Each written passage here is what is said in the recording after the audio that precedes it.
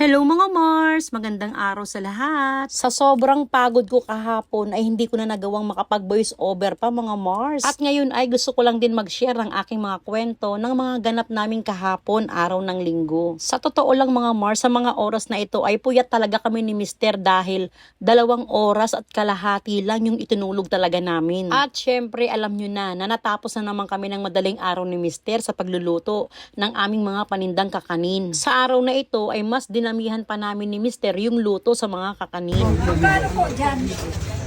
10 piso lang po. Bili na po ang tatlo, saka dalawang konsep. Okay. At nakalimutan ko na ito pala yung araw ng linggo ng palaspas. Kaya mas marami ang tao na dumaraan dito sa aming tindahan. Ito kasing pwesto ng aming tindahan ay nasa may palengke. Yun nga lang, nasa labas kami ng palengke mga Mars. Yung pinakalikod ng aming tindahan, yun na yung talagang palengke ng public market Marulas. At yung harap naman ng aming tindahan ay pilahan ng tricycle. Hindi nakakapagtaka na kung bakit maraming tao na pumupunta dito dahil bukod sa malapit kami sa palengke, ay malapit din kami sa may simbahan. Kaya lahat na nagsisimba kapag linggo ay dumadaan din sa aming harapan at napapabili sila ng aming mga panindang kakanin at mga pang-almusal na pansit.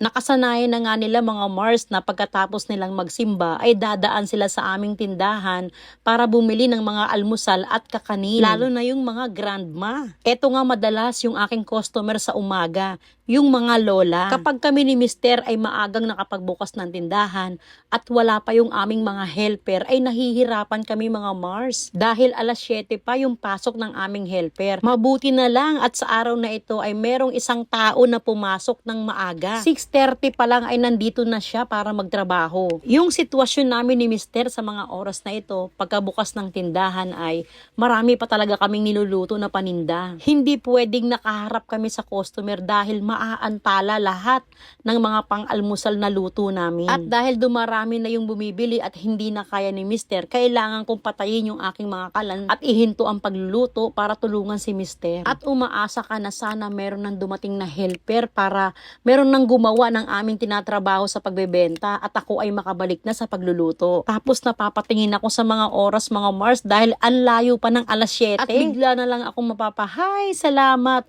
Dahil merong dumating sa oras ng 6:30 ng umaga, meron nang pumasok na isang helper. Mas marami ang nagtatakal o nagbebenta ay mas mabilis yung serbisyo namin at mabilis din matapos yung aming pagbebenta. At sa araw nga na ito dahil linggo ng palaspas ay saglit lang talaga at naubos yung aming mga panindang kakanin. Marami pang customer ang naghahanap ng mga puto, sapin-sapin, biko at kutsinta. Nagumpisa kami ni Mister magluto ng mga kakanin ay Sabado ng gabi ng alas 8. Maaga ko inumpisahan ng pagluluto ng mga sapin-sapin kasi 4 na tray yung aking ginawa. Marami nga palang nagtatanong ng mga followers kung ilang cm daw yung aking steamer dahil kwadrado o nakatray yung aking sapin-sapin. Ito nga pala yung gamit kong hulmahan sa niluluto kong sapin-sapin.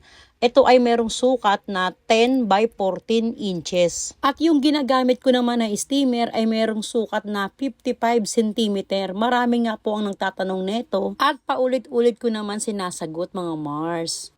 Ang mali ko mga Mars, yung unang sabi ko sa sukat ng aking tray ng sapin-sapin ay 12 by 14. Pero nang sinukat namin ni Mister ay parang umikli yata. Hindi, char lang po. 10 by 14 inches pala mga Mars yung sukat ng aking tray na stainless.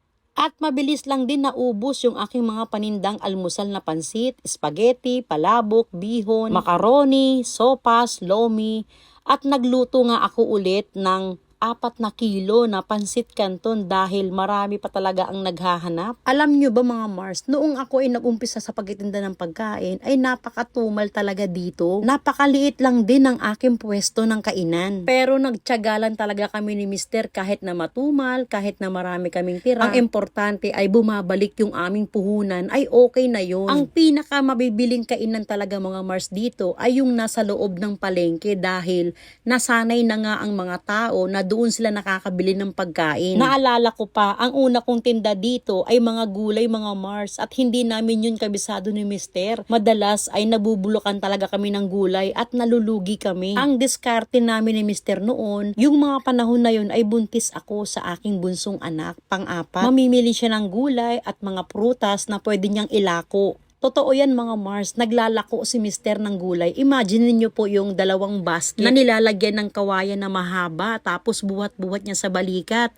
Yung dalawang basket sa magkabilang dulo ng kawayan. Yung isang basket ay puno ng gulay, yung isang basket naman ay puno ng dalandan. Buhat-buhat yun ni Mister kahit saan siya makarating para mabili yung kanyang paninda.